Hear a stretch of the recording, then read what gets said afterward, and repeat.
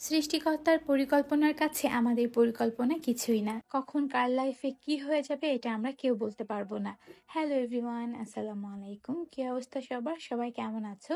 আলহামদুলিল্লাহ আমরা ভালো আছি। সেদিনের সকালটা খুব স্বাভাবিকভাবেই শুরু হয়েছিল, যেহেতু অনেকদিন পরে আমার হাজবেন্ড ছুটিতে এসেছেন, তাই আজকে চিন্তা করে রেখেছিলাম সকাল সকাল সবকিছু কাজ রেডি করে আমরা দুপুরে লাঞ্চের জন্য একটু বাইরে যাব বা একটু ঘুরতে যাব কোথাও।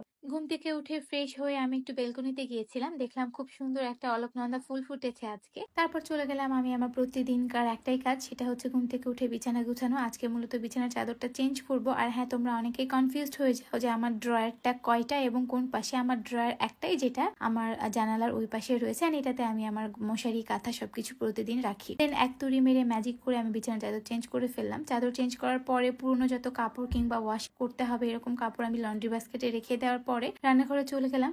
রিসেন্টলি ইনস্টাগ্রামে খুব ভাইরাল একটা রেসিপি চলছে, সেটা হচ্ছে ব্রেড দিয়ে চা। আই থিঙ্ক কারাক টি না কি যেন নাম, এরকম একটা, জানি না আমি এক্স্যাক্টলি। তো অলরেডি সবার এটা ট্রাই করা শেষ, আমি একমাত্র বাদ ছিলাম, যেটা ফাইনালি আজকে ট্রাই করে ফেললাম। আজকে একটু মেঘলা মেঘলা ওয়েদার ছিল, খুব ভালোই লেগেছে, খুব একটা খারাপ কিন্তু ছিল না।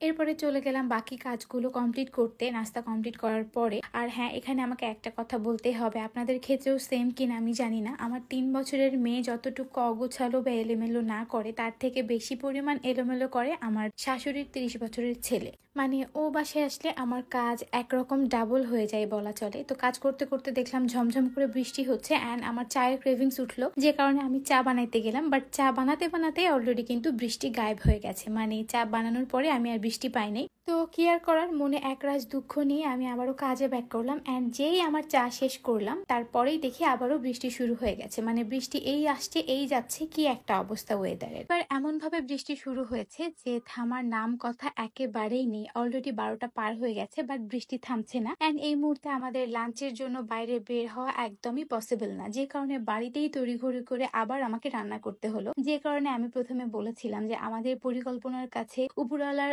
পরিকল্পনা কিছুই না। উপরওয়ালা যদি না চান আমাদের লাইফে কিছুই হবে না।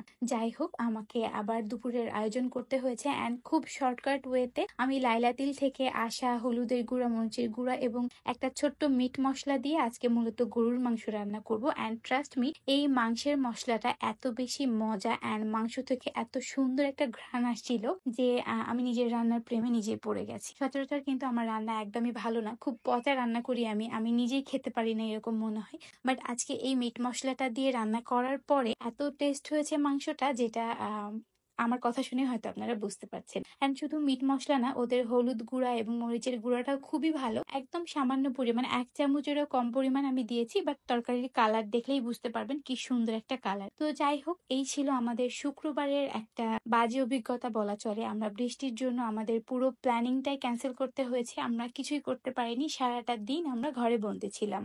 আজকের ভিডিওটা এই পর্যন্তই, দেখা হবে নেক্সট ভিডিওতে। সবাই ভালো থাকবেন, আল্লাহ হাফেজ।